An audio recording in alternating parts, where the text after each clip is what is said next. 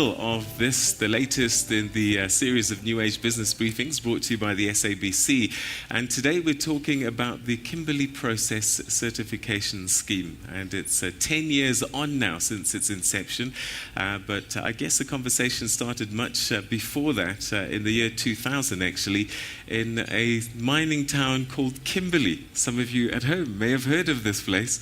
And that's why it's called the Kimberley Process. And to talk us through a little bit more on what Minister of Mineral Resources, Susan Shabangu, was talking about just before the break, I'd like to introduce now our panelists that have joined her on stage that you can engage with as well. And first of all, I'd just like to say once again, Minister, thank you for joining us, and once again, welcome. Thanks for your time. Next to you is the chairman of the Kimberley Process, Ambassador Welilin Hlapo. South Africa is the chair at the moment, and Ambassador, you're the man at the helm. Thank you very much for joining us, and welcome to the program. Next to you, we have also a new appointment, President of the World Diamond Council, and that's Mr. Avi Paz. Thank you very much indeed, and welcome to South Africa. Thank you for your time.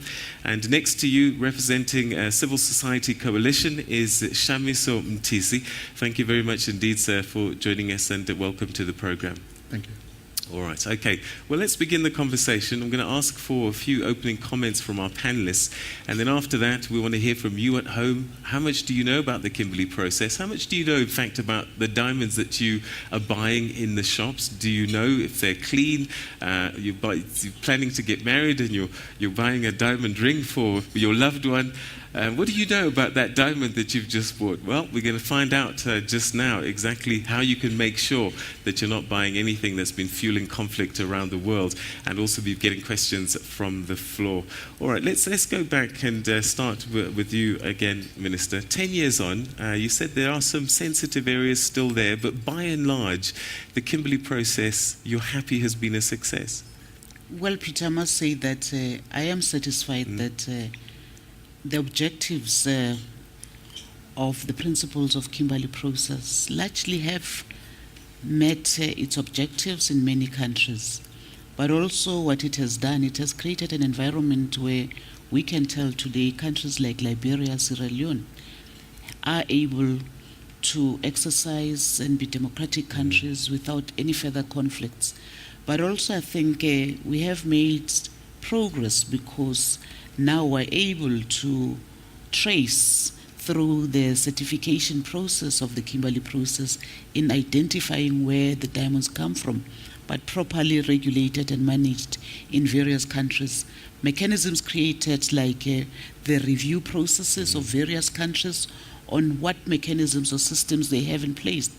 Over the past 10 years, we have achieved that, and it has contributed largely to stability in various countries.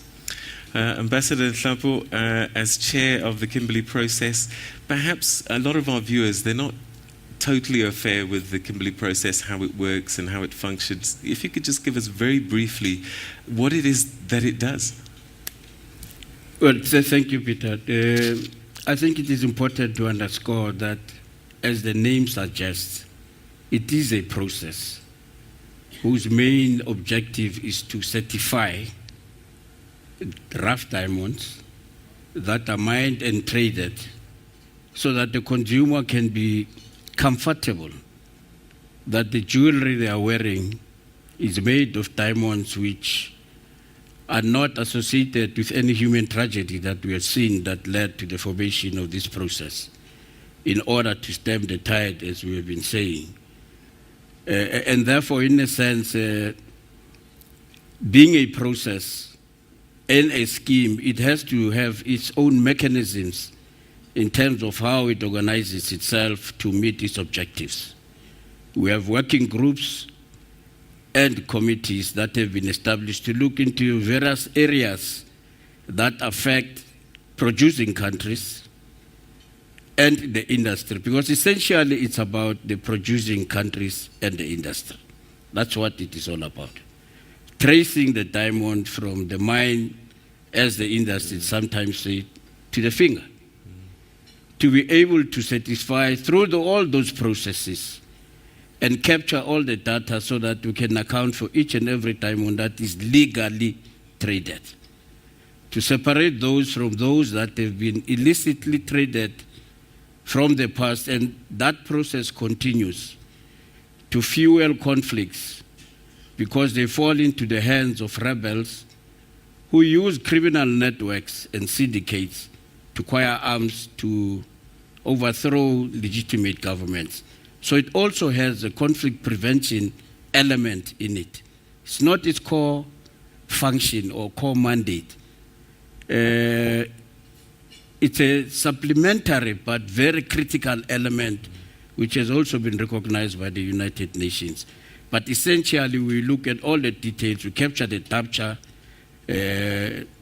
data about what is being mined where from the members of the scheme in terms of volume and carats and weight and